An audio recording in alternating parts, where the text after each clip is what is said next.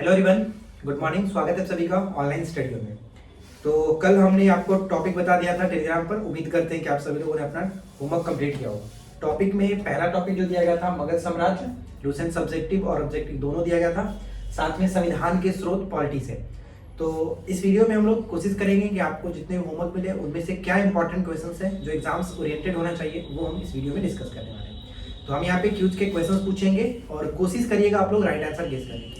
और काफी लोग कंप्लेंट कर रहे हैं कि वॉइस क्लियर नहीं आ रही है, तो एक बार हम इन्फॉर्मेशन आपको दे दें कि वॉइस ठीक है, आप सिर्फ ईयरफोन लगा करके सुन लीजिए, कोई दिक्कत आपको नहीं होगी। और आज हम लोग कोशिश करेंगे थोड़ा सा इंप्रूवमेंट करने की। तो चलिए शुरू करते हैं। सबसे पहला क्वेश्चन हमारा है मगध साम्राज्य के उत्कर्ष है। तो बताइए पहला क्वेश्चन रवि आप, मगध के सबसे प्राचीन वंश के संस्थापक किसे माना जाता है? बृहद्रथ। बृहदत्त बिल्कुल सही है। मगध के सबसे प्राचीन वंश के संस्थापक बृहदत्त को जाना जाता है। बृहदत्त ने अपनी राजधानी कहाँ बनाया था? राजगृह या फिर गिरिव्रज जिसको कहा जाता है। चलिए आगे है कि हर्यक वंश का वास्तविक संस्थापक किसे माना जाता है? हर्यक वंश का वास्तविक अजातशत्रु को। आगे वास्तविक संस्थापक बिंबिसार, ठीक है। बिंबिसार। हर्यक वंश का वास्तविक संस्थापक बिंबिसार को माना जाता है। अगला प्रश्न आप बताइए कि प्रवीण की बिंबिसार मगध की गद्दी पर कब बैठा था? कब बैठा था? 544 ईसा पूर्व। ठीक है, 544 ईसा पूर्व। बिंबिसार मगध की गद्दी पर 544 ईसा पूर्व में बैठा था। बिंबिसार मगध पर लगभग कितने वर्षों तक शासन किया? 52 वर्षों। ठीक है, बिल्कुल सही, तेज बोलिए। 52 वर्षों तक। बिंबिसार ने मगध की गद्दी पर 544 ईसा पूर्व में बैठा और उसने 52 वर्षों तक शासन किया। अगला प्रश्न की कौन सा क्षेत्र प्राचीन समय में अवंतिका के नाम से जाना जाता था? उज्जैन। आगे मालवा उज्जैन। मालवा, ठीक है। कौन सा क्षेत्र प्राचीन समय में अवंतिका के नाम से जाना जाता था? मालवा। अगला प्रश्न है कि महात्मा बुद्ध की सेवा में किस शासक ने राजवैद्य जीवक को भेजा था? किस शासक ने राजवैद्य जीवक को भेजा था? बताइए। ठीक है, बिंबिसार। महात्मा बुद्ध की सेवा में बिंबिसार ने राजवैद्य जीवक को भेजा था। अगला प्रश्न है कि बिंबिसार की हत्या किसने की थी? उसके लड़का ने कहा। ठीक है, बिंबिसार की हत्या उसके पुत्र अजातशत्रु ने किया था। अगला प्रश्न बताइए कि अजातशत्रु पिता की हत्या कर गद्दी पर कब बैठा? बैठा था 493 ईसा पूर्व। ठीक है, 493 ईसा पूर्व। अजातशत्रु पिता की हत्या कर गद्दी पर 493 ईसा पूर्व में बैठा था। विकास आप बताइए कि उस गणतंत्र का नाम बताइए जो 6ठी शताब्दी ईसा पूर्व में 8 राज्यों का एक संघ था। जैन। आगे ये था मल। आगे वज्जी, ठीक है। वज्जी। वज्जी बिल्कुल सही। वो गणतंत्र कौन सा था जो 6ठी शताब्दी ईसा पूर्व में 8 राज्यों का एक संघ था? वज्जी। और वज्जी की राजधानी वैशाली, ठीक है, वैशाली। पाटलिग्राम की स्थापना किसने की थी? उदयन ने। बताइए किन दो नदियों के संगम पर किया था? सोन और गंगा के संगम पर उदयन ने पाटलिग्राम की स्थापना की। अगला प्रश्न आप बताइए विकास, मगध शासकों में किसका उपनाम कुड़िक था? आगे अजातशत्रु का नाम कुड़िक था। मगध शासकों में अजातशत्रु का नाम कुड़िक। और अजातशत्रु ने मगध पर कितने वर्षों तक शासन किया था? 32 वर्षों तक। 32 वर्षों तक, बिल्कुल सही, 32 वर्षों तक। और इसके पिता बिंबिसार ने कितने वर्षों तक? 52 वर्षों तक। गद्दी पर कब बैठा था? 544 में। 544 ईसा पूर्व में। ये गद्दी पर कब बैठा? 493। 493 ईसा पूर्व। चलिए इसके बाद है कि शिशुनाग अपनी राजधानी पाटलिपुत्र से हटाकर के कहाँ स्थापित किया था? वैशाली में, ठीक है, वैशाली में। शिशुनाग का हम सपोला भी कह सकते हैं। नाग का बच्चा। चलिए इसके बाद अगला है उदयन। पिता की हत्या कर मगध की गद्दी पर कब बैठा? उदयन ये बैठा था देखिए 461 461, ठीक है, 461 ईसा पूर्व। इसके बाद अगला है कि हर्यक वंश का अंतिम शासक नागदशक, ठीक है, हर्यक वंश का अंतिम शासक नागदशक। नेक्स्ट क्वेश्चन, शिशुनाग का उत्तराधिकारी कौन हुआ? कालाशोक, ठीक है। अगला प्रश्न आप बताइए पुराणों में किसे काकवर्ण के नाम से जाना गया? कालाशोक को, ठीक है, पुराणों में कालाशोक को काकवर्ण के नाम से जाना गया। शिशुनाग का उत्तराधिकारी कालाशोक हो गया, ठीक है। और अंतिम शासक कौन था शिशुनाग वंश का अंतिम शासक? नंदीवर्धन, ठीक है, नंदीवर्धन। चलिए इसके बाद आगे बढ़ते हैं। नेक्स्ट क्वेश्चन, नंद वंश के संस्थापक रूप में किसे जाना जाता है? महापद्म नंद। महापद्म नंद। बताइए महापद्म नंद की जो उपाधियां थी कौन कौन सी थी? पुराणों में अलग अलग नामों से जाना गया है।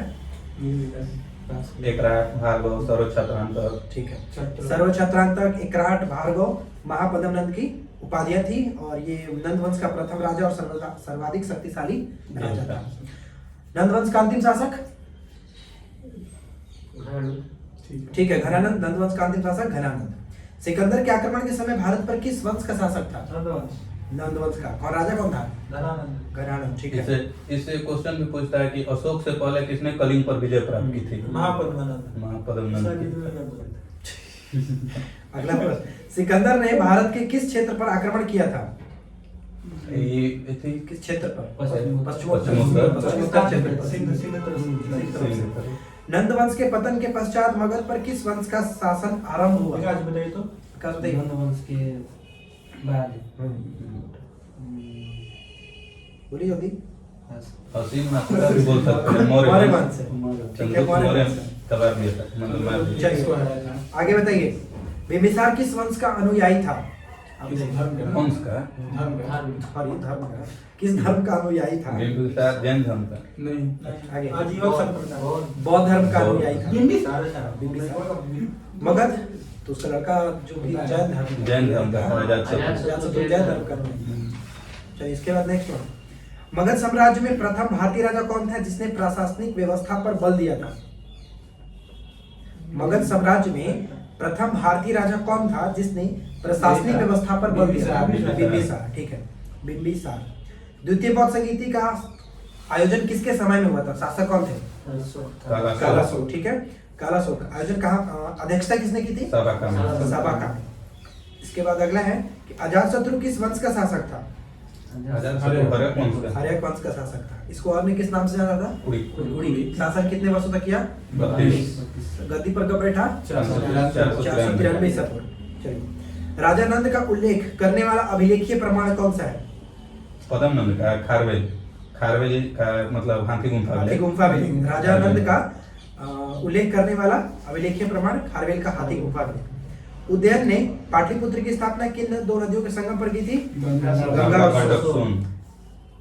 इसके बाद अगला है कि हर्यक वंश के किस शासक ने वैवाहिक संबंध स्थापित करके अपने राज्य का विस्तार किया था? बिंबिसार ने। किस शासक को, बताइए विकास जी, किस शासक को श्रेणी कहा जाता है? बिंबिसार को, बिल्कुल सही। किस शासक को श्रेणी कहा गया है? तो बिंबिसार। स्थायी सेना रखने वाला श्रेणी। इसको सेनिया भी कहा गया है। ठीक है, सेनिया, नियमित और अस्थायी सेना रखने वाला। अगला है कि प्रथम बौद्ध संगीति का आयोजन किसके समय में हुआ था? मतलब ये थी अजातशत्रु। बुद्ध की मृत्यु हुई थी 483 ईसा पूर्व में राजगृह में। और अध्यक्षता किसने की थी? देता है मतलब राजगृह के सप्तपर्णी गुफा में। महाकश्यप। ठीक है, महाकश्यप की अध्यक्षता में। अगला बताइए प्रवीण, हर्यक वंश के किस शासक ने रथ मूसल और महाशिलाकंठक नामक दो नए हथियारों का प्रयोग किया था? अजातशत्रु। किसके सही है? बता रहे हैं कलिंग वज्जी क्या करता नाम बता रहे हैं? वैशाली काशी के खिलाफ, वैशाली और काशी के खिलाफ। तो वज्जी, ठीक है, वज्जी हो वैशाली। चलिए इसके बाद अगला है कि राजगृह में स्तूप का निर्माण किसने कराया था? राजगीर में स्तूप। राजगृह में स्तूप का निर्माण किसने कराया था? कालाशोक। अजातशत्रु ने। नेक्स्ट वन है कि बिंबिसार ने बृहदत्त, जो कि बृहदत्त कह सकते हैं, को पराजित करके कौन से राज्य पर विजय प्राप्त की थी?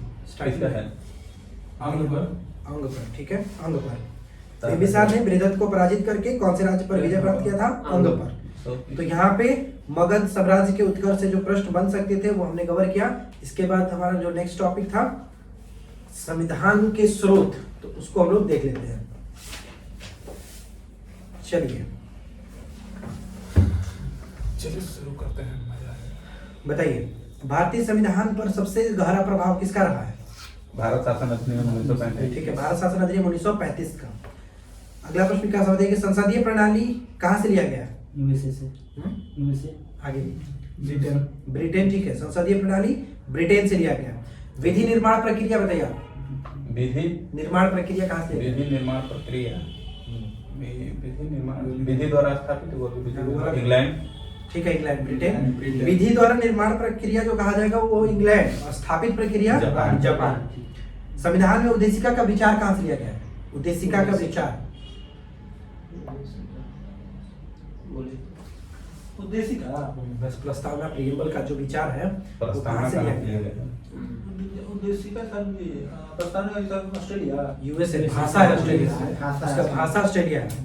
मूल अधिकार और न्यायिक पुनर्विलोकन का भी प्रावधान कहाँ से लिया गया है? अमेरिका अमेरिका, ठीक है। राज्यसभा में कुछ सदस्यों का नामांकन राज्यसभा बताइए विकास। हाँ, बोल रहे हैं राज्यसभा में कुछ सदस्यों का नाम है। कनाडा, आयरलैंड, आप बताइए तो। राज्यसभा कुछ राज्यसभा में यूएसए नामांकन गलत नहीं काटे हैं ना, सही हो, कुछ बोले नहीं, आप बताइए क्या होगा? यूएसए क्योंकि इसमें कंफ्यूजन होता है दो जगह, हाँ। एक आयरलैंड और एक दक्षिण अफ्रीका। हाँ, दक्षिण। बिहार एसआई में पूछा था दक्षिण मेंस अफ्रीका। क्वेश्चन, लोग गलती किया। तब आयरलैंड। क्वेश्चन था कि राज्यसभा में कुछ सदस्यों का नामांकन बताइए। कुल सदस्यों का नाम कुछ सदस्यों का कुछ नामांकन कुछ सदस्यों नहीं, बता रहा है, आयरलैंड से। आयरलैंड। आयरलैंड से। देखो ऐसे याद रखिए कि आय अगर आप कमाते हैं तो नाम ज्यादा होगा, ओ नामांकन मिला मतलब नाम होगा ज्यादा, तो नामांकन राष्ट्रपति। आयरलैंड। और निर्वाचन अगर कहेगा राज्यसभा में सदस्यों का निर्वाचन तो दक्षिण अफ्रीका। तो इस तरह से याद रखिए। उपराष्ट्रपति का पद कहाँ से लिया गया? अमेरिका अमेरिका से। उपराष्ट्रपति का पद अमेरिका से। राष्ट्रपति की निर्वाचन पद्धति कहाँ से ली गई है? राष्ट्रपति की निर्वाचन पद्धति राष्ट्रपति निर्वाचन पद्धति यूएसए आगे आयरलैंड पे सही है, आयरलैंड से। अच्छा, राष्ट्रपति के आपातकाल में कहीं से मौलिक अधिकार के संबंध में आपातकाल जर्मनी के यहाँ से लिया गया, वीमर संविधान से। वाइमर- आगे पूछेंगे नीति निर्देशक तत्व कहाँ से लिया गया? आयरलैंड आयरलैंड से। नीति निर्देशक तत्व डीपीएसपी जो कि आयरलैंड से। केंद्र द्वारा राज्यपालों की नियुक्ति कहाँ से है? केंद्र द्वारा राज्यपालों की नियुक्ति कनाडा से कनाडा से। कनाडा। आपातकाल के दौरान राष्ट्रपति के मौलिक अधिकार संबंधी जो शक्तियां वो कहाँ से ली गई है? जर्मनी। जर्मनी के वीमर संविधान। अवशिष्ट शक्तियों का केंद्र में निहित होना ये कहाँ से लिया गया है? ऑफिस के केंद्र में कनाडा से कनाडा से, ठीक है। विधि द्वारा स्थापित प्रक्रिया बताइए, परिणाम। जापान थी। जापान। और विधि द्वारा निर्माण प्रक्रिया इंग्लैंड है। समवर्ती सूची और केंद्र एवं राज्यों के बीच संबंध तथा शक्तियों का विभाजन कहाँ से है? ऑस्ट्रेलिया ऑस्ट्रेलिया, ठीक है। फिर से समवर्ती सूची और केंद्र एवं राज्यों के बीच संबंध तथा शक्तियों का विभाजन ऑस्ट्रेलिया से लिया गया। दोनों सदनों की संयुक्त बैठक का प्रावधान कहाँ से लिया गया? दोनों सदनों की संयुक्त बैठक का प्रावधान कहाँ से लिया गया? संयुक्त बैठक ऑस्ट्रेलिया ऑस्ट्रेलिया, बिल्कुल सही है, ऑस्ट्रेलिया। दोनों सदनों की संयुक्त बैठक का प्रावधान ऑस्ट्रेलिया। प्रस्तावना में स्वतंत्रता, समानता और बंधुता का आदर्श का सिद्धांत कहाँ से लिया गया? फ्रेंच फ्रांस फ्रांस की क्रांति से। जो कि फ्रांस की जो क्रांति हुई थी उसी से। अगला है कि प्रस्तावना में न्याय के आदर्श का ग्रहण कहाँ से किया गया? प्रस्तावना में न्याय के आदर्श न्याय का आदर्श अमेरिका रूस, बिल्कुल सही है। प्रस्तावना में न्याय के आदर्श का ग्रहण रूस से किया गया। संविधान में गणतंत्रात्मक व्यवस्था कहाँ से की? गणतंत्रात्मक व्यवस्था ले लीजिए कनाडा आगे गणतंत्रात्मक व्यवस्था जापान। आगे गणतंत्र ब्रिटेन बोलते हैं फ्रांस। फ्रांस। गणतंत्रात्मक व्यवस्था फ्रांस से। फ्रांस अच्छा देखिए कि न्यायपालिका की शक्ति कहाँ से है? न्यायपालिका यूएसए यूएसए। भारत शासन अधिनियम 1935 न्यायपालिका के पुनर्विलोकन किस वो है? और पुनरावलोकन का प्रशासनिक विवरण कहाँ से लिया गया? प्रशासनिक विवरण ये भी तो इसी से होना चाहिए 35 से, भारत सरकार अधिनियम 1935 से। एक बार फिर से रिपीट कर लेते हैं। राष्ट्रपति पर महाभियोग कहाँ से है? यूएसए यूएसए से, यूएसए से, ठीक है। राष्ट्रपति के निर्वाचन पद्धति निर्वाचन दक्षिण अफ्रीका ना दूसरा था आयरलैंड। आयरलैंड। और राज्यसभा में सदस्यों का नामांकन नामांकन करेगा तो आयरलैंड आयरलैंड। और निर्वाचन करेगा निर्वाचन करेगा तो दक्षिण अफ्रीका। इसके बाद एक केंद्र द्वारा राज्यपालों की नियुक्ति कनाडा। कनाडा। प्रस्तावना में न्याय का आदर्श ग्रहण रूस। चलिए, तो संविधान में जो विदेशी स्रोत ग्रहण किए गए वो हमने कंप्लीट किया। अब इसके बाद हमारा नेक्स्ट टॉपिक आता है आपका करंट का, जो कि 11 नवंबर से 20 नवंबर। चलिए उसको हम लोग अच्छा, जल्दी से वो क्वेश्चन देखते ये भी क्वेश्चन आता ना कि कितना मतलब 1935 में जो अधिनियम था उसमें कितना हूबहू कॉपी कर लिया गया 250 को 280 को 250 टोटल कितना था 395 चलिए। 60%। पहला प्रश्न, 11 नवंबर 2022 को India agri business best state award किसने जीता है? बताइए आप। India agri business best state award का मतलब किसने जीता? अरुणाचल प्रदेश आगे पास। हरियाणा बिल्कुल सही है, हरियाणा। चलिए इसके बाद नेक्स्ट वन है कि हिमाचल प्रदेश में दुनिया का सबसे ऊंचा मतदान केंद्र कौन सा है? टसीगंग, बिल्कुल सही, टसीगंग। आप बताइए वहां पे टसीगंग। अगला प्रश्न है कि 11 नवंबर 2022 को अरुणा मिलर किस अमेरिकी राज्य के उपराज्यपाल का पद संभालने वाली पहली भारतीय अमेरिकी बनी है? पास। अमेरिकी राज्य का नाम मैरीलैंड। मैरीलैंड। मैरीलैंड, ठीक है, मैरीलैंड अरुणा मिलर बनी है वहां पे। नेक्स्ट वन, भारत ने किस देश के साथ सांस्कृतिक वन्यजीव स्वास्थ्य के क्षेत्र में हस्ताक्षर किया? भूटान। आगे वन्यजीव के लिए संस्कृति वन्यजीव और स्वास्थ्य के क्षेत्र में हस्ताक्षर किया है। जर्मनी। आगे यानी अंकोर वाट मंदिर कहाँ है? हाँ, कंबोडिया। कंबोडिया। कंबोडिया की राजधानी न्यूपेन। ठीक है। चलिए इसके बाद अगला है कि किसे यूके के रॉयल ऑर्डर ऑफ मेरिट से सम्मानित किया गया है? यूनाइटेड किंगडम के रॉयल ऑर्डर ऑफ मेरिट से सम्मानित किया गया है। रॉयल अरुणा। आगे कोई बताएगा? बेंकी रामकृष्णन। बेंकी। बेंकी रामकृष्णन, ध्यान से सुनिएगा, बेंकी रामकृष्णन को हाल ही में यूके के रॉयल ऑर्डर ऑफ मेरिट से सम्मानित किया गया। नेक्स्ट वन है कि प्रधानमंत्री मोदी ने कहा कि कैंपगोड़ा की 108 फीट ऊंची प्रतिमा स्टैचू ऑफ प्रोस्पेरिटी का अनावरण किया है बेंगलुरु में। कैंपगोड़ा की 108 फीट ऊंची प्रतिमा स्टैचू ऑफ प्रोस्पेरिटी का अनावरण किया है बेंगलुरु में। बताइए कि 32वां बिहारी पुरस्कार किसे मिला है? 2022 का है माधव हाड़ा। माधव हाड़ा। और 31वां किसे मिला था? मधु मधु कांकरिया। मधु कांकरिया, माधव हाड़ा। 31वां मधु कांकरिया, 32वां माधव हाड़ा।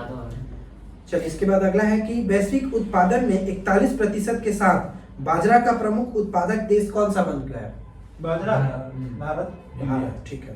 और भारत में कौन सा स्टेट सबसे टॉप है? असम। राजस्थान। बाजरा राजस्थान। राजस्थान। बाजरा का राजस्थान। अच्छा अगला, बाजरा मिशन शुरू। बॉलीवुड अभिनेता को यानी किस बॉलीवुड अभिनेता को ग्लोबल आइकॉन अवार्ड से सम्मानित किया गया? शाहरुख खान। चलिए, किस राज्य में गरीब पिछड़े वर्गों के आरक्षण को 77% तक बढ़ाने के विधेयक पारित किया गया? झारखंड। झारखंड। हमारा कौन बजट। अगला, दक्षिण भारत की पहली वंदे भारत एक्सप्रेस को किस शहर से हरी झंडी दिखाई गई? बेंगलुरु से। चेन्नई। मैसूर से ठीक है। चेन्नई। चेन्नई से मैसूर। नेक्स्ट वन है, किस राज्य ने कावेरी दक्षिण वाइल्ड लाइफ सेंचुरी को 17वें वन्यजीव अभयारण्य के रूप में अधिसूचित किया है? किस राज्य ने कावेरी दक्षिण वाइल्ड लाइफ सेंचुरी को 17वें वन्यजीव अभयारण्य के रूप में अधिसूचित किया है? कर्नाटक। तमिलनाडु, ठीक है, तमिलनाडु। नेक्स्ट वन है कि आईसीसी हॉल ऑफ फेम में शामिल किया गया किसे? शिव नारायण चंद्रपॉल। शिव नारायण चंद्रपॉल को हाल ही में आईसीसी हॉल ऑफ फेम में शामिल किया गया। इसके बाद अगला है कि 14 नवंबर 2022 को अमूर फाल्कन फेस्टिवल का 7वां संस्करण कहाँ शुरू हुआ? अमूर फाल्कन का ही अमूर फाल्कन फेस्टिवल का 7वां संस्करण मणिपुर, ठीक है, मणिपुर में। अगला प्रश्न बताइए कि भारत फ्रांस संयुक्त वायु अभ्यास का 7वां संस्करण कहाँ संपन्न हुआ? अजमेर। जैसलमेर। जोधपुर। जोधपुर गरुड़ 7, ठीक है, गरुड़ होता है गरुड़। भारत और फ्रांस गरुड़। आसियान भारत मैत्री वर्ष के रूप में घोषित किया गया 2022 को। 30 वर्ष हो गया था। 30 वर्ष हो गया था। चलिए इसके बाद है कि 15 नवंबर को कौन सा दिवस मनाया गया? कल बताया था ना, जनजातीय गौरव दिवस, ठीक है, जनजातीय गौरव दिवस 15 नवंबर। अगला है कि कौन सी कंपनी भारत का पहला मल्टी मॉडल लॉजिस्टिक पार्क बनाएगी? रिलायंस, ठीक है, रिलायंस कंपनी भारत का पहला मल्टी मॉडल लॉजिस्टिक पार्क बनेगी। अगला है कि 15 नवंबर 2022 को 17वां G20 शिखर सम्मेलन कहाँ शुरू होगा? उदयपुर बिना भारत 17वां कहाँ हुआ? इंडोनेशिया। इंडोनेशिया के बाली। अगला प्रश्न की वागला महोत्सव कहाँ शुरू हुआ, मनाया गया? मेघालय में। वागला महोत्सव मेघालय में। सूचना अनुसार किसे सत्यजीत रे लाइफ टाइम अचीवमेंट पुरस्कार दिया गया है? ये फ्रांस का है, स्पेन का है कोई। स्पेनिश फिल्म निर्देशक है हाँ। कार्लोस सौरा। कार्लोस। कार्लोस सौरा को हाल ही में सत्यजीत रे लाइफ टाइम अचीवमेंट पुरस्कार से नवाजा गया। 16 नवंबर 2022 को जारी जलवायु परिवर्तन प्रदर्शन सूचकांक 2022 में कौन सा जो कि देश शीर्ष स्थान पर रहा? डेनमार्क। भारत का स्थान 8वां। भारत का स्थान 8वां। चलिए इसके बाद नेक्स्ट वन है कि किस देश ने पहला बिली जीन किंग कप जीता है? स्विट्जरलैंड। ठीक है, स्विट्जरलैंड। किस देश ने पहला बिली जीन किंग कप जीता है? और ये कप को पहले किस नाम से जाना था? Fed Cup. फेड कप के नाम से जानते थे, महिला टेनिस से संबंधित है। बिली जीन मतलब वो टेनिस खिलाड़ी थी, उन्हीं के नाम पर इस पूरा का गया। नीति आयोग के पूर्णकालिक सदस्य के रूप में नियुक्त किया गया है। बिरमानी थे ना, बिरयानी याद रखते थे। बिरमानी अरविंद बिरमानी। अगला है कि किसने चंद्रमा के लिए एक मिशन पर आर्टेमिस फर्स्ट रॉकेट लॉन्च किया है? नासा ने। ठीक है। नेक्स्ट क्वेश्चन है कि उत्तराखंड हाईकोर्ट को नैनीताल से कहां शिफ्ट किया गया है? हल्द्वानी में। किस राज्य के मुख्यमंत्री ने बाजरा मिशन की शुरुआत की है? असम ने। बाजरा मिशन की शुरुआत असम में। 17 नवंबर 2022 को कच्चे इस्पात का दूसरा सबसे बड़ा उत्पादक देश कौन सा है? इंडिया।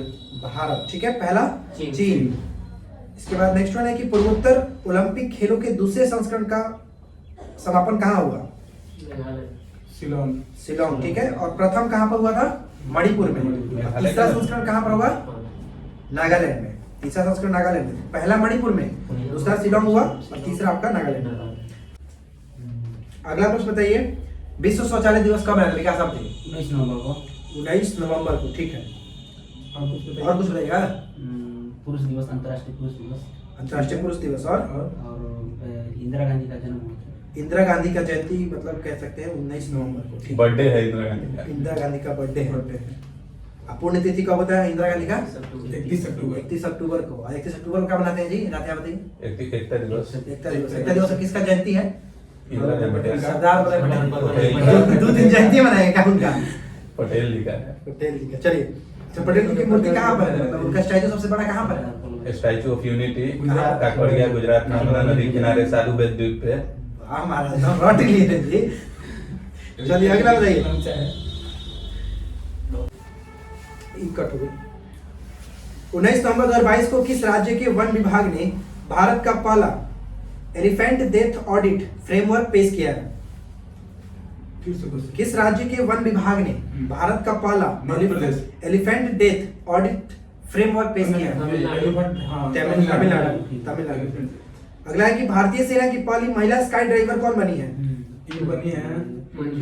मंजू। ठीक है, मंजू। लॉस नायक मंजू।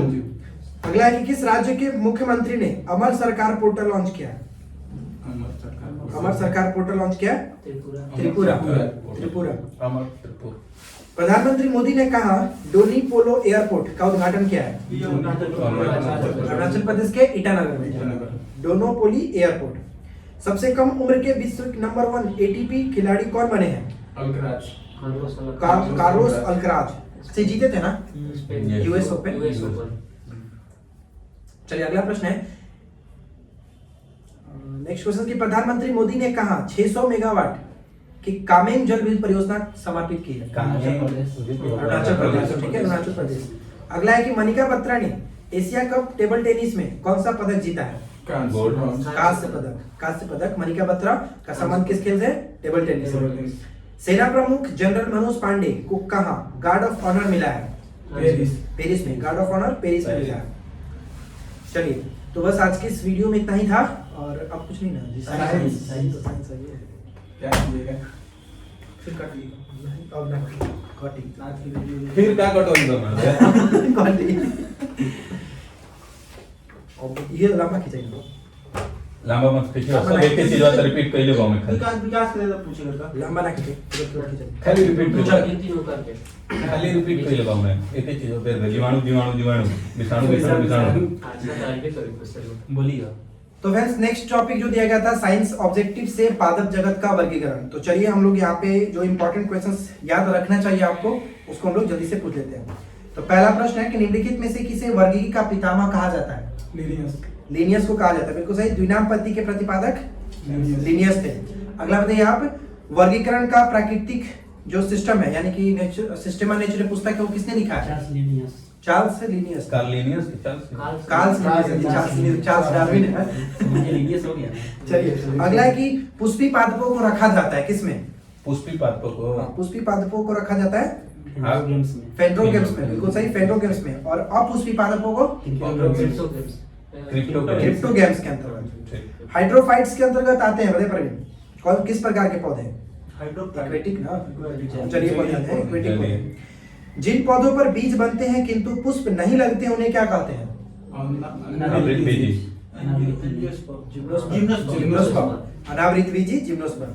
चलिए इसके बाद है कि जीवाणुओं को पौधे माना जाता है क्यों? जीवाणुओं को पौधे माना गया है क्योंकि क्योंकि इसमें ठोस कोशिका भित्ति पाई जाती है। क्योंकि इसमें ठोस कोशिका भित्ति होती है।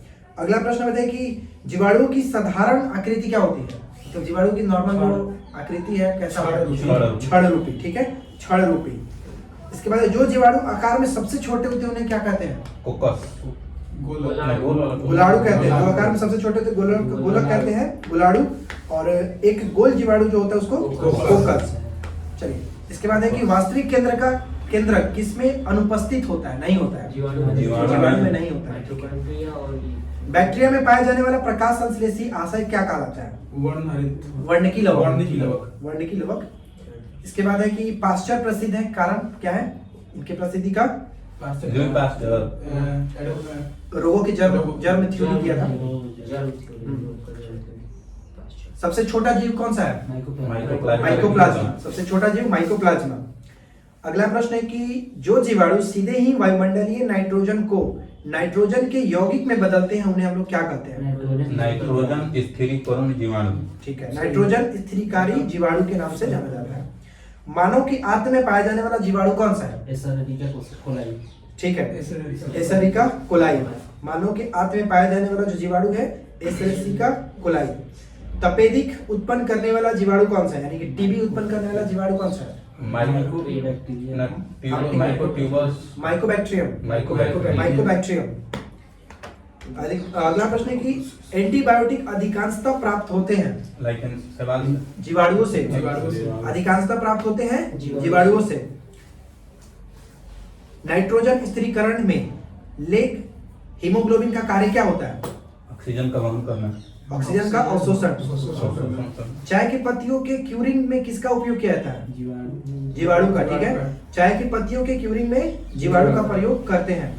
मृदा में धान की पैदावार बढ़ाने वाला मुक्त जीवी जीवाणु कौन सा है?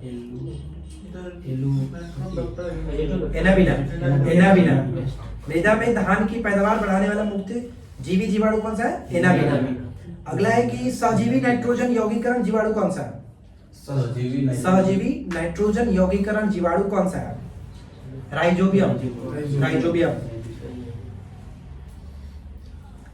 विषाणु माने जाते हैं सजीव और निर्जीव के बीच एक कड़ी, इसको ट्रांजिशन ग्रुप के नाम से जाना गया। सजीव एवं निर्जीव के बीच के ट्रांजिशनल ग्रुप। अगला है कि हाइड्रोफोबिया रोग उत्पन्न करता है कुत्ते के काटने से होता है, विषाणु हो गया। रैबिडो वायरस है ना। अगला है कि चेचक के टीके का विकास किया गया एडवर्ड जेनर के द्वारा। विषाणु वृद्धि करता है जीवित कोशिका में, केवल जीवित कोशिकाओं में। चलिए इसके बाद नेक्स्ट वन की आया था हाल ही में बीआरएससी में कि एड्स जिस वायरस के कारण होता है उसका अनुवांशिक पदार्थ कौन सा है? आरएनए। Standard RNA. विषाणु में क्या होता है? न्यूक्लिक एसिड और प्रोटीन। विषाणु में न्यूक्लिक एसिड और प्रोटीन। इसके बाद अगला है कि सॉर्स क्या होता है? सॉर्स विषाणु जनित एक रोग है। खासरा किसके द्वारा होता है? वायरस के द्वारा। निम्नलिखित में से कौन सा रोग विषाणु के कारण होता है? मतलब विषाणु के कारण चेचक, ठीक है, इसमें चेचक हो जाएगा, चेचक। फूड एंड माउथ रोग किसके कारण? वायरस से वायरस के कारण। पशुओं में होता है अधिकतर ये, जंतुओं में होने वाला फूड एंड माउथ रोग विषाणु के कारण।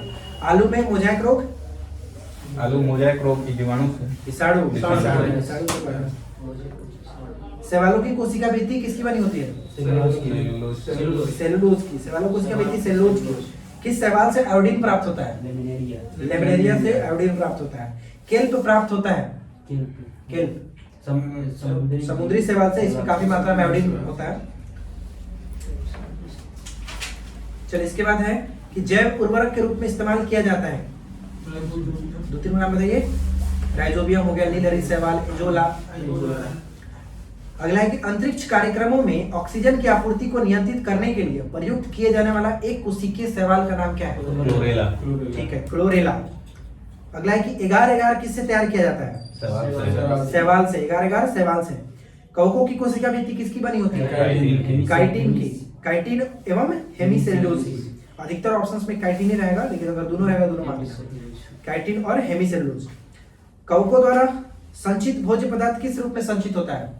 कवक द्वारा सेल्यूलोज, ग्लाइकोजेन के रूप। माइकोराइजा सहजीवी संबंध होता है।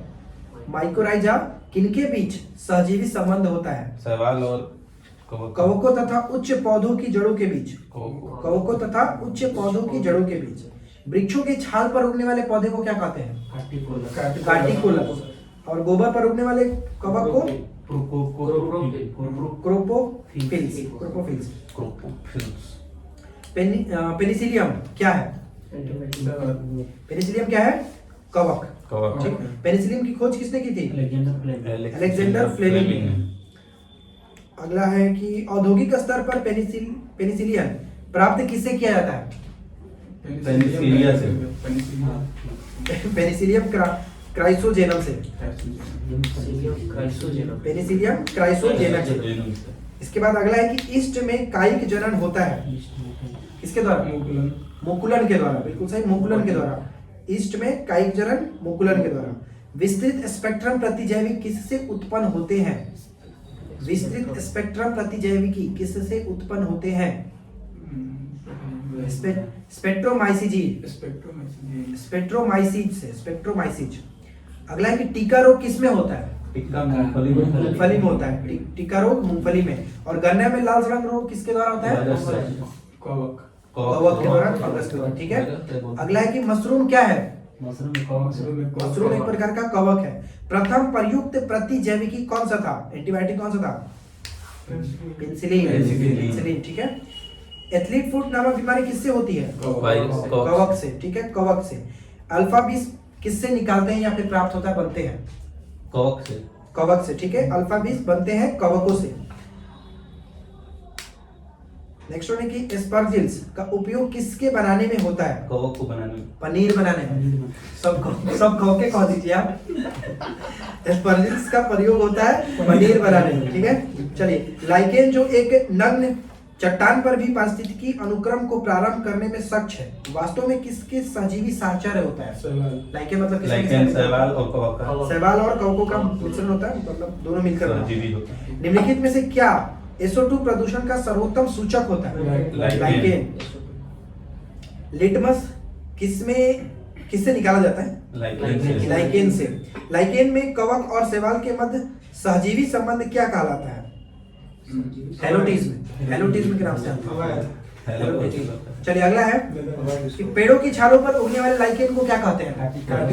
कार्टिकोलस। चट्टानी स्तरों पर लाइकेन का विकास क्या कहलाता है? जापान के लोग किस लाइकेन को सब्जी के रूप में खाते हैं? इंडोकार्पन। ठीक है, इंडोकार्पन।